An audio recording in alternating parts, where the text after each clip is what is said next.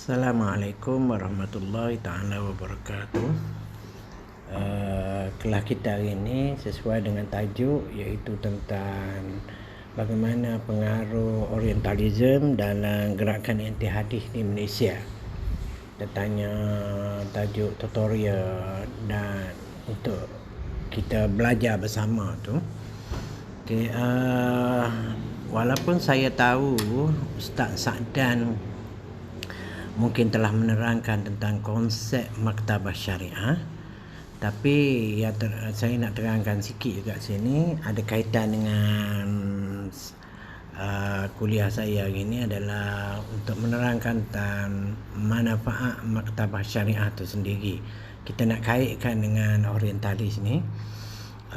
Maktabah syariah ni ada beberapa manfaat, iaitu ada yang pertama adalah dia mengajar kita tentang adab bagaimana berinteraksi dalam Islam, iaitu membabitkan 3 bentuk hubungan dengan Allah yang kita panggil sebagai ibadat, hubungan sesama makhluk, hubungan dengan alam sekitar yang kita panggil sebagai muamalah. Sebab itulah sebagai contohnya kita diajar daripada awal lagi dalam Islam supaya beradab.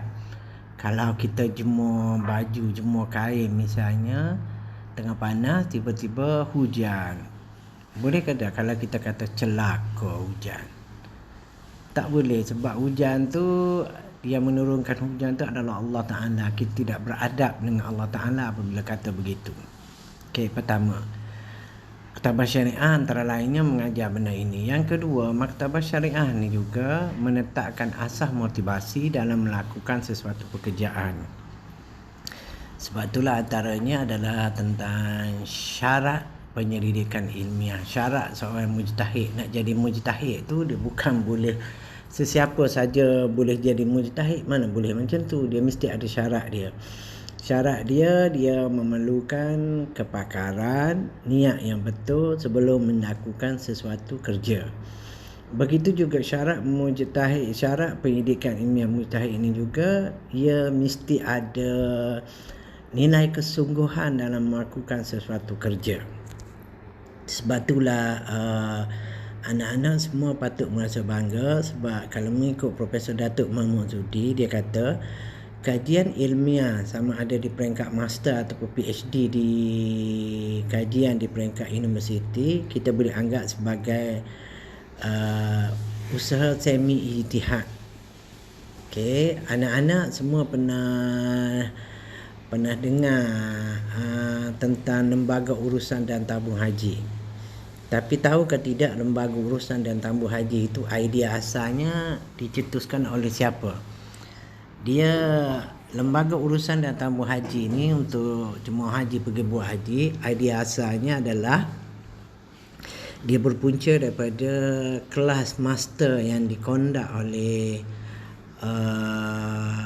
Profesor Diraja Engku Aziz. Kelas dia tentang sosiologi ekonomi. Dia mengajar sosiologi ekonomi, dan semasa cuti semester Profesor Engku Aziz telah menugaskan pelajar supaya balik kampung, tengok masalah ekonomi yang ada di kampung. Kemudian daripada masalah ekonomi itu, beliau minta supaya pelajar create satu model untuk menyelesaikan masalah ekonomi tadi. Ada seorang pelajar master dia lah yang ambil kos tu, pelajar tu seorang pelajar Cina daripada Baling, Kedah.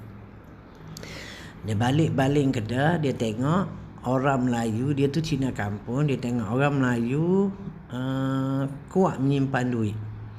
Orang Melayu kerja kuat, bukan malah orang Melayu kampung di Baling kuat simpan duit. Budak Cina tadi ada berjumpa dengan pakcik tua di Baling tu. Dia tanya pakcik tua tu simpan duit untuk apa. Pakcik Baling tu kata simpan duit orang Melayu adalah untuk pergi buat haji, tetapi dia tak simpan duit di bank sebab takut termakan riba, ada interest. So dia simpan bawah bantal kat rumah. Okey, pelajar Cina tadi tengok benda macam tu. Suatu hari pelajar Cina tu tengok rumah pakcik tua tu terbakar. Jadi duit tu semua hilang. Apabila jadi gitu, pelajar Cina tu nampak, pelajar Cina tadi dapat idea. Dia kata orang Melayu kuat menyimpan duit, berjimat untuk pergi buat haji, tak simpan duit di bank sebab takut terkena riba. Jadi pelajar Cina tadi kumpul cadangan, apa salahnya kita create satu model agensi untuk collect duit orang Melayu nak pergi buat haji. Dia buat kertas kerja dia, model tu hantar kepada Engku Aziz. Engku Aziz modify sikit, jadilah Lembaga Urusan dan Tabung Haji. Begitu juga satu tisih di peringkat sarjana di Akademi Pengajian Islam, Nazirah Ismail, anak saudara Datuk Mahmud Zudi.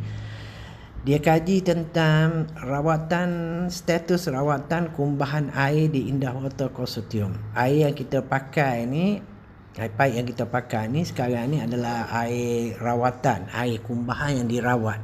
So dia buat kajian, adakah air yang kita guna, air yang kumbahan yang dirawat tadi sampai kepada peringkat air mutlak ataupun tidak. Hasil kajian beliau mendapati ianya statusnya bersih sampai kepada peringkat air mutlak. Okey, yang ketiga, Maktabah Syariah ni juga adalah memberi keterangan tentang, ini yang terpenting sekali, memberi keterangan tentang bagaimana sesuatu kaedah pengajian ilmiah itu perlu dijalankan. Okey, anak-anak mesti telah didedahkan tentang hierarki sumber hukum Islam yang betul. Dia mesti bermula dengan Quran, lepas Quran sunnah, lepas tu ijma' dan sebagainya. Dia mesti ikut hierarki yang betul. Dia tak boleh ikut ijtihad dulu lepas tu baru nak rujuk pada Quran dan sunnah, tak boleh. Dia mesti ikut hierarki yang betul. Okey. Anak-anak juga akan didedahkan tentang senarai kitab tafsir, kitab hadis, kitab fiqh yang muktabar. Akan didedahkan juga dengan istilah-istilah fiqh yang dipakai oleh setiap mazhab. Okey, itu antaranya. Sekarang ni, walaupun kita, apa relevannya pengajian orientalis ni dengan kita semua, kerana kita tahu, kita kena maklum, yang menulis, yang mengkaji, yang menulis tentang hukum Islam ni sendiri, sekarang ni ada 3 pendekatan, iaitu pendekatan Timur Tengah, ala Timur Tengah, pendekatan ala Melayu, pendekatan orientalis. Pendekatan Timur Tengah ni adalah seperti belajar di Azhar di Timur Tengah dan sebagainya. Dikatakan pendekatan Timur Tengah ni lebih berbentuk normatif dan tidak empirikal, iaitu dia terputus dengan realiti semasa. Dia belajar secara teoretikal yang ada dalam sejarah tamadun Islam. Dia belajar benda yang ideal semua, tetapi realiti sebenar dia tak belajar, dia terputus. Dikatakan begitu. Walaupun sekarang ni telah berubah. Kedua, pendekatan alam Melayu. Pendekatan alam Melayu ni dikatakan sama seperti pendekatan Timur Tengah, sebab pengajian syariah di alam Melayu ini diasaskan oleh pendekatan Timur Tengah. Tetapi penambahbaikan reformasi telah dilakukan seperti mana di Malaysia itu sendiri, dan anak-anak patut merasa bangga sebab kalau di Malaysia ini model yang diamalkan di Akademi Pengajian Islam telah ditiru oleh IPT Islam yang lain di Malaysia. Dan yang ketiga adalah pendekatan orientalis. Pendekatan orientalis ini lebih berbentuk normatif, historis, empirikal dan berbentuk regional study. Walaupun kita belajar di Malaysia ataupun belajar Timur Tengah, kita tak boleh dapat nafikan penyidik daripada Barat ataupun orientalis ini turut juga menghasilkan kajian-kajian, dan kajian-kajian daripada Barat ini sering mendapat rujukan, selalu dirujukan di seluruh dunia. Okey, selain daripada Timur Tengah dan alam Melayu, pendekatan orientalis Islam yang ditulis oleh orientalis dirujuk di seluruh dunia. Jadi kekuatan mereka memang ada juga. Okey, kita akan cuba tengok mekanisme pembentukan sarjana orientalis. Dia bentuk orientalis ni bukan sebarangan, memang sulit dan susah juga. Okey, pertamanya mereka memilih pelajar-pelajar terbaik, okey, di peringkat undergrad. Maksud peringkat undergrad tu, pensyarah-pensyarah mereka pusat kajian orientalis yang dia offer subjek tu mesti di barat, dia akan tengok pelajar terbaik mereka. Okey. Kemudian pelajar terbaik tadi apabila tamat belajar, mereka galakkan supaya melakukan pendidikan di peringkat pasca siswazah, so buat master. Mereka pilih orang terbaik untuk buat master. Sebagai contohnya, bekas penyelia saya, Dr. John Burton, dia kira pelajar terbaik lah masa peringkat, dia belajar di Cambridge dulu, dia pelajar terbaik. Dan selepas dia tamat belajar, dia telah digalakkan oleh profesor dia untuk buat postgraduate study. Okey. Kemudian yang ketiga, pelajar tadi, John Burton, pelajar yang terbaik tadi, pilihan tadi, telah dihantar ke kawasan pilihan. Dia kawasan kajian tentang orientalis ni, dia ada 4 kawasan semua, iaitu sama ada di Timur Tengah, ini yang paling terkenal, di Afrika, di Parsi dan juga di Asia. Okey, pelajar-pelajar terbaik yang mereka pilih tadi, mereka minta supaya hantar ke kawasan-kawasan, 4 kawasan tadi, pilih salah satu kawasan, sama ada bertindak sebagai staf di kedutaan, penyelidik, ataupun pelajar pasca sarjana di mesti di kawasan-kawasan yang saya sebutkan tadi. Misalnya John Burton menjadi pegawai Hatachi di kedutaan di Sudan, Bonsiga di Afrika, Goldziher menjadi pegawai penyelidik di Masjid Al-Azhar, Senok Hanorje di Mekah, Ward Fisher dan sebagainya. Baik, pelajar yang dihantar tadi apabila mereka tamat berkhidmat, misalnya Burton tamat berkhidmat sebagai Hatachi pendidikan, Hatachi kebudayaan dan pendidikan di Sudan, kedutaan di Sudan, kedutaan Britain di Sudan, apabila dia balik, dia telah, semasa Burton berada di Sudan, dia telah menjumpai kitab Nasakh Mansukh. Dia jumpa manuskrip kitab Nasakh Mansukh dan dia bawa kitab tadi ke Eropah, ke Britain, dan dia buat PhD tajuk tu. Okey, kitab Nasakh Mansukh dia tu dia edit, dia kaji, itu menjadi tesis PhD dia. Kalau Goldziher, dia duduk di Mesir, dia terjumpa kitab Mazhab Zahiri. Tu dia buat PhD tentang Mazhab Zahiri. Fisher, dia duduk di Parsi, dia buat kajian tentang, terjumpa manuskrip tentang Ayatullah Iran. Jorgen Nelson, penyelia PhD saya, beliau telah membuat kajian tentang kerajaan Mamluk. William Chittick, dia buat tentang sastra Sufi. Okey, selepas mereka mendapat PhD, step yang kelima, mereka berkhidmat sebagai kaki tangan akademik di mesti-mesti ternama di Eropah. Nah, yang keenam, mereka juga berkhidmat. Ini kelebihan orang barat, mereka lantik kaki tangan akademik ni sebagai penasihat kepada kerajaan. Okey, yang menjadi pensyarah tadi dilantik sebagai penasihat kerajaan. Sebagai contohnya, kalau di Amerika, penasihat kepada kerajaan di Amerika ni ada 2 jenis, iaitu satu golongan yang anti-Islam, orientalis yang anti-Islam seperti Bernard Lewis, dan satu lagi golongan yang bersimpati dengan Islam seperti John Exposito, Norman Daniel, Edward Jewers. Ini yang baik belakang. Okey, untuk elemen positif, kita akan tengok dulu elemen positif metodologi pengajian Islam Barat.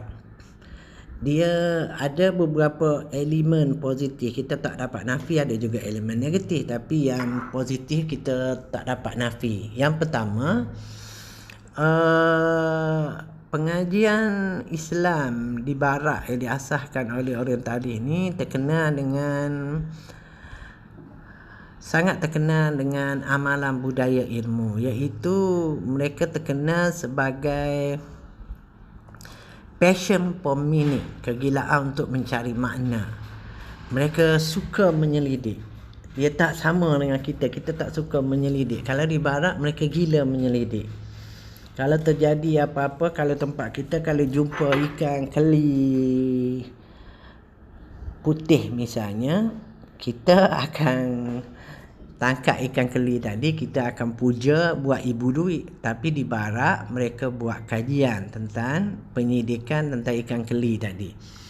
Apabila mereka passion for meaning tadi, mereka banyak menghasilkan pelbagai penemuan ilmu yang baru. Yang kedua, yang boleh kita katakan sebagai budaya ilmu juga adalah mereka melakukan audit yang berpanjangan dalam sesuatu kajian ilmu. Bagi mereka tidak ada sesiapa yang sempurna, jadi mesti selalu berlaku penambahbaikan yang berterusan. Yang kedua, bukan setakat budaya ilmu, terkenal dengan ketulusan dalam kajian ilmiah. Sebab apa tuan-tuan semua, kalau kita baca kajian-kajian daripada barat ini, kita akan lihat bagaimana sentiasa proses review terhadap pandangan-pandangan lama itu sentiasa berlaku. Okey. Misalnya buku yang sangat terkenal pada dekad 1970-an adalah buku Edward Said. Edward Said telah secara terang-terangan mengkritik pendekatan orientalis klasik. Dahsyat dia kritik. Kalau anak-anak baca buku Edward Said ni, kita akan dapat lihat bagaimana karya orientalis ni memang tak ada guna langsung. Tetapi buku Edward Said ni mendapat review, mendapat sambutan yang sangat baik di barat. Begitu juga wujudnya public record di Britain. Ini saya selalu sebut sebagai contohnya, selepas British kalah dalam Perang Dunia Kedua, British lepas Jepun kalah dalam Perang Dunia Kedua, British nak datang balik ke tanah Melayu. Tapi British tak datang terus. British telah hantar seorang pegawai British bernama Sir Harold McMichael. Sir Harold McMichael ni dia datang untuk memujuk raja-raja Melayu untuk menerima cadangan penubuhan Malayan Union. Dia datang pujuk raja-raja Melayu.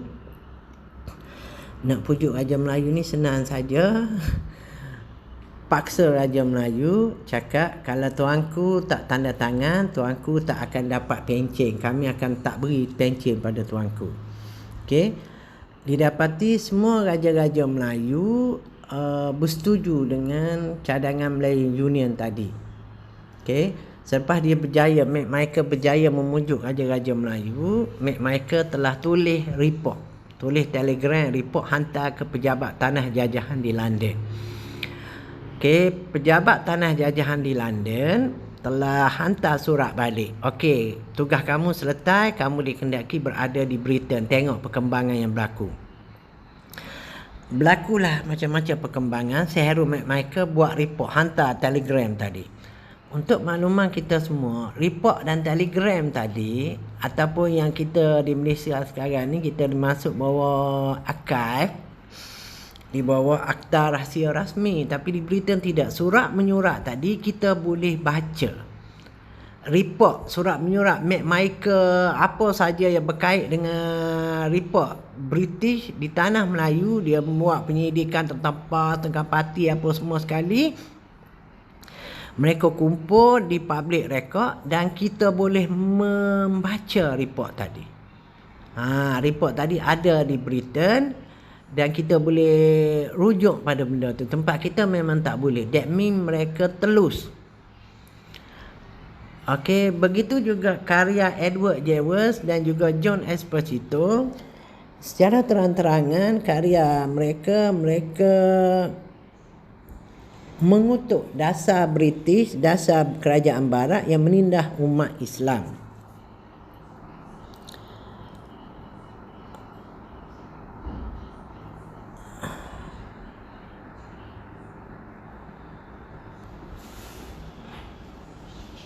Okey, kalau kita lihat pula kepada elemen negatif pendekatan kajian orientalis tentang Islam ni, ada beberapa kelemahan utama yang ada kaitan secara langsung dengan apa yang menyebabkan Kasim Ahmad terpengaruh, gerakan anti hadis ni terpengaruh dengan kajian orientalis tadi.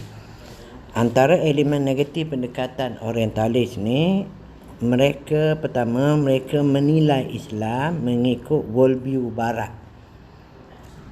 Okey, bukannya mengikut worldview Islam. Dia nak kaji Islam tapi dia tak guna kacamata Islam, dia guna kacamata dia. Pada dasarnya terdapat dua pendekatan kajian orientalis dan kajian Islam. Pertama adalah golongan yang akur dengan worldview ataupun formula ataupun kaedah maktabah syariah yang ditetapkan oleh fuqaha Islam. Pendekatan pertama ni banyak dipakai sekarang. Okey, banyak dipakai sekarang. Kemudian pendekatan kedua adalah pendekatan yang enggan menerima formula Islam. Mereka tak nak guna kaedah Islam, tapi mereka ada kaedah mereka yang tersendiri. Okey, ini sangat tak betul nak kaji tentang Islam, tak guna spek mata Islam, tapi guna spek mata mereka. Dan untuk makluman kita semua buat masa sekarang, pendekatan yang pertama lebih diterima pakai. Pendekatan yang akur dengan syarak yang ulama Islam tetapkan, itu yang lebih banyak diterima pakai oleh sarjana orientalis barat. Tetapi ada juga yang jahat, kebanyakannya yang Yahudi yang jahat, yang menolak kaedah Islam dan menggunakan kaedah mereka yang tersendiri. Yang kedua, mereka berpegang kepada prinsip superiority bangsa barat. Bagi mereka, bangsa barat, worldview barat inilah yang paling baik sekali. Sebab mereka percaya sesuai dengan teori evolutionist yang mereka pegang. Mereka kata tamadun dunia ni ada 3 bentuk tamadun, iaitu tamadun pertama yang paling primitif dengan tamadun kedua yang juga primitif adalah tamadun yang berpegang pada agama. Okey, tamadun pertama yang paling primitif berpegang pada agama, tamadun kedua pun berpegang pada agama, primitif juga. Tamadun ketiga iaitu tamadun yang paling tinggi, iaitu tamadun yang berasaskan kepada faham sekularisme yang menolak agama. Dan mereka anggap tamadun barat ini tamadun yang paling tinggi dan mereka dibolehkan untuk menjajah masyarakat tanah jajahan, termasuk masyarakat Oriental. Okey. Pendekatan kedua, pendekatan diffusionism. Diffusionism ni menyatakan masyarakat bukan barat, masyarakat Oriental, masyarakat Islam, masyarakat di sebelah Asia, masyarakat yang bukan barat ni dianggap sebagai masyarakat yang sangat mundur. Okay, kalau ada pun apa yang baik pada diri mereka, orang Melayu kalau ada pun baik pada orang Melayu, ada pada orang Arab, sifat baik pada orang Arab, bukan kerana faktor sifat diri orang Arab, orang Melayu tu baik, bukan sebab tu, tapi kerana faktor pengaruh budaya asing. Orang Melayu pandai, orang Arab pandai, bukan kerana sifat orang Arab, orang Melayu yang pandai, tapi kerana faktor budaya asing, pengaruh budaya asing, orang Melayu tiru, orang Arab tiru. Okey, sebab itulah mereka katakan bahawasanya Al-Quran itu ditiru daripada Bible dan Taurat. Begitu juga mereka katakan bahawasanya kias itu dicedok, ditiru orang Islam. Imam Syafi'i tiru kias itu daripada tradisi Yahudi. Manakala mereka juga kata ijma' itu, sumber ijma' Islam itu ditiru daripada tamadun Rom. Okey, Sufism itu dikatakan dicedok, ditiru daripada India dan juga Yunani. Mereka begitu asyik mengkaji tentang Sufi dan tasawuf, tapi mereka kata Sufi dan tasawuf Islam itu ditiru daripada India dan juga Yunani. Begitu juga mereka katakan bahawasanya sastra Melayu dicedok daripada India. Baik, yang ketiga, mereka menggunakan epistemologi empirika induktif sekular dalam kajian Islam. Kaedah kajian maktabah syariah mereka sendiri dalam menilai karya Islam, kalau kita lihat anak-anak, terang-terang berbentuk beberapa perkara. Mereka ada kaedah mereka sendiri apabila mereka, kaedah maktabah syariah mereka sendiri dalam menilai karya Islam. Pertama, mereka berkata Nabi Muhammad bertindak sebagai Nabi mengikut faham sekularisme, iaitu hanya untuk tujuan private semata-mata.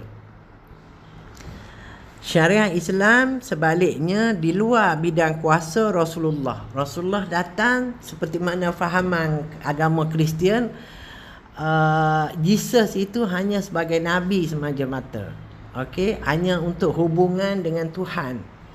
Tetapi hubungan dengan makhluk tidak ada. Jesus tak ada kerana dia berkait dengan Tuhan saja. Manakala syariat Islam itu tak ada kaitan langsung. Syariat Islam itu sebaliknya diasaskan, dibangunkan oleh fuqaha di zaman kerajaan Bani Umayyah dan Abbasiyah yang kemudiannya dinisbahkan kepada Rasulullah. Yang kedua, syariat Islam itu penuh dengan kelemahan kerana ia berasal daripada akal manusia ataupun formula Islam daripada masyarakat yang primitif. Ingat yang tadi mereka kata orang Islam ni yang berpegang kepada wahyu ni primitif bagi mereka. So mereka kata apa saja syariat Islam, formula Islam berasal daripada akal manusia atau formula yang primitif. Sebagai contohnya, mereka katakan bahawasanya usulul fiqh itu adalah formula abad silam yang tidak sesuai dengan konteks zaman sekarang. Okey. Mereka katakan juga syariat Islam ini penuh dengan bias gender, menindas golongan wanita. N.J. Carson kata syariat Islam ini penuh dengan pertentangan pendapat, khilaf terlalu banyak sangat. Begitu juga mereka katakan undang-undang Islam, syariat Islam ni bias kepada pemerintah, lebih suka menjadi justifikasi kepada pemerintah. Yang ketiga, kaedah empirika induktif sekular ni, mereka berpendapat setiap bukti sejarah perlu sesuai dengan prinsip logical positivism. Ianya boleh dibukti dan ditangkap dengan panca indera. Sebagai contohnya, untuk kita menyatakan ilmu hadis wujud di zaman Nabi, perlu ada manuskrip untuk membuktikannya. Seandainya tidak ada manuskrip, ilmu hadis itu dianggap sebagai tidak wujud. Inilah pandangan yang dipegang oleh Joseph Shah. Dia mencabar hadis itu tidak ditulis di zaman Rasulullah kerana tidak ada manuskrip tulisan tangan catatan hadis yang berasal pada zaman Rasulullah. Jadi dia come to the conclusion bahawasanya hadis itu tidak ada pada zaman Rasulullah, tetapi hadis itu direka 300 tahun selepas Rasulullah yang dinisbahkan kepada Rasulullah. Pandangan Joseph Shah ini yang paling dominan sekali yang dipegang oleh Orientalis Barat. Dan Kasim Ahmad di Malaysia pun terpengaruh kerana pandangan ini juga. Yang keempat, mereka menetapkan premis bahawasanya agama Islam adalah agama yang salah. Mereka nak kaji Islam, tapi mereka letakkan premis bahwasanya agama Islam adalah agama yang salah sesuai dengan teori evolusi Darwin tadi. Okey, sebagai contohnya, mereka sebenarnya berjaya membuktikan tentang kesilapan Bible. Mereka kaji kalau sebenarnya mereka menolak agama Kristian, mereka kata tidak logik. Agama Kristian tu tidak wujud, tidak diasaskan oleh Jesus, tapi diasaskan oleh pengikut-pengikut Jesus kemudiannya, yang kemudiannya dinisbahkan kepada Nabi Isa itu sendiri. Jadi pendekatan yang sama, mereka berjaya membuktikan kesilapan Bible. Benda yang sama mereka cuba nak lakukan kepada Islam. Okey, mereka cuba buktikan bahawasanya Quran itu salah, hadis itu salah. Yang kelima, penetapan premis bahawasanya Islam tidak harus dipelajari sebagai agama wahyu daripada langit. Tetapi Islam itu adalah sebuah agama budaya yang dihasilkan oleh masyarakat primitif Timur Tengah. Sebab itulah mereka menolak semua autoriti karya-karya Islam, seperti autoriti hadis, sistem isnad dan juga fiqh Islam. Mereka tolak. Sebab itu mereka anggap sebagai zaman primitif. Baik, yang keenam, seseorang pengkaji agama Islam perlu menjadikan dirinya bebas agama ataupun perlu meninggalkan pegangan agamanya andainya ingin mendapatkan hasilkan dia yang baik. Okey, nak kaji tentang Islam, saya ingat lagi saya jumpa John Burton.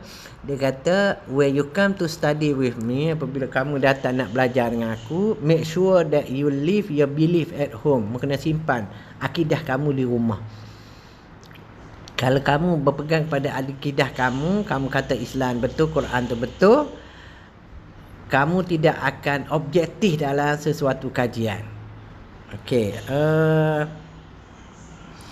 yang keempat, mereka menggunakan pendekatan higher criticism. Higher criticism ini adalah pandangan yang menganggap akal adalah paling tinggi. Akal adalah sumber ilmu yang paling tinggi sekali. Dan akal ni, kalau kita gunakan akal berhadapan dengan sumber wahyu, sumber agama, akal itu lebih tinggi daripada sumber agama. Okey. Dalam mengkaji sumber agama, akal perlu diutamakan. Pendekatan ini kata, kaedah ini berjaya mengkritik kelemahan Bible yang cuba diterapkan dalam kajian terhadap agama Islam. Untuk memahami sesuatu fakta sejarah itu, kita perlu melakukan penelitian yang rapi terhadap asal-usul sesuatu peristiwa. Tetapi pencarian asal-usul ini, nak kaji apa-apa sekalipun, kita kena tengok asal-usul suatu benda. Okey, akan tetapi pencarian asal-usul ini terhenti kepada dunia fizik semata-mata dan menolak alam suprarasional seperti wahyu. Sebagai contohnya, mereka katakan Jesus tidak meninggalkan teks Bible. Ini hasil kajian mereka kepada agama Kristian. Dia kata Jesus memang, Nabi Isa tak tinggal teks Bible. Tetapi teks Bible itu dibuat dan diulah oleh murid-muridnya. Benda yang sama mereka nak serahkan, nak sepanjangkan kepada kajian tentang Islam. Baik. Mereka katakan asal usul Islam itu perlu dikaitkan dengan Nabi Muhammad. Dia kata nak kaji Islam, nak faham Islam, kena tengok kepada Nabi Muhammad. Tapi kena ingat, kaji tentang Nabi Muhammad, mereka lihat fizikal Muhammad saja.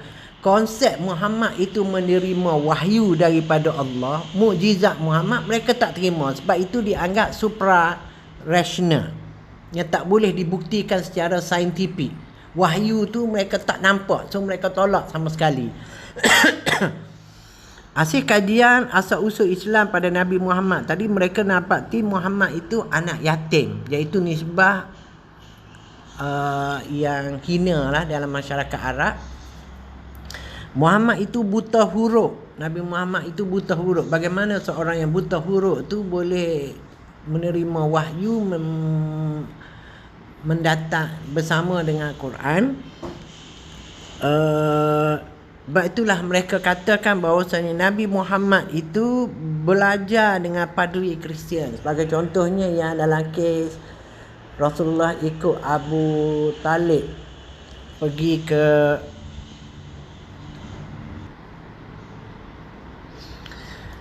kalau kita ingat masa Rasulullah kecil, Rasulullah ikut, mereka pegang pada peristiwa sirah Rasulullah ni. Rasulullah ikut Abi Talib pergi ke Syam, negeri Syam untuk berniaga. Kan seorang padri Kristian, padri Yahudi, lihat daripada jauh rombongan Abi Talib itu awam ikut. Awam berjalan bersama rombongan Abi Talib itu menaungi rombongan kafilah dagang tadi. Itu adalah tanda-tanda Rasulullah. Sebab Rasulullah daripada kecil lagi dalam kitab Taurat ada ceritakan tentang Nabi akhir zaman ni. Salah satu daripada tanda-tandanya, banyak tanda, antaranya apabila dia berjalan, awan menaungi panas dia tadi. Ini tak panas. Buhairah nampak dan Buhairah pergi jemput Abi Talib, suruh bawa semua rombongan tu pergi ke rumah Buhairah untuk jamuan. Sampai di Syam tu Abu Buhairah jemput semua untuk makan kenduri jamuan. Muhammad Rasulullah tadi dia tak pergi sebab Rasulullah menjaga unta. Dan Buhairah dapati masa semua orang masuk majlis dia, tiba-tiba awan tu tidak bergerak. So Buhairah bertanya, sebab Rasulullah tak pergi, Buhairah bertanya kepada Abi Talib, adakah semua masuk pergi kenduri tu? Kemudian Abi Talib kata seorang saja, iaitu jaga unta. Jadi Buhairah panggil juga seorang yang jaga unta, panggil juga Rasulullah masa kecil lah. Buhairah bertanya kepada Abi Talib, siapa budak ini pada kamu? Abi Talib daripada kecil lagi dia kata Rasulullah ini adalah anak anak beliau. Kemudian Buhairah berkata, bohong, budak ini mustahil anak kamu. Budak ini adalah anak saudara kamu, ibunya telah meninggal, ayahnya telah meninggal. Dia tahu. Dan dia selak belakang Rasulullah, dia jumpa tai lalat di atas belikat Rasulullah, tai lalat kerasulan itu. Jadi orientalis barat apabila mereka mengkaji asal usul agama Islam, mereka rujuk kepada diri Rasulullah, dia jumpa riwayat ini dalam sirah ini. Dia katakan Rasulullah kemudiannya pergi berjumpa Buhairah, belajar dengan Buhairah dan mencipta Quran hasil daripada belajar dengan Buhairah tadi. Dan dia kata sejak daripada perjumpaan Rasulullah dengan Buhairah tadilah Rasulullah bercita-cita untuk menjadi Nabi. Baik, huraian terhadap peristiwa sejarah yang bersifat anti alam gaib 6 fizik menyebabkan manusia terpaksa bergantung sepenuhnya kepada akal. Mereka tak nak terima yang supranational, wahyu dan sebagainya, mereka tak nak terima. Jadi mereka bergantung kepada akal semata-mata. Tapi huraian mereka kepada peristiwa sejarah berdasarkan kepada akal tadi menjadi kelang kabut, tidak betul.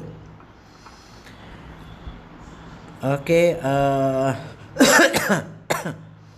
saya rasa kita berhenti setakat dulu. Kita sambung lagi minggu depan. Wallahu a'lam.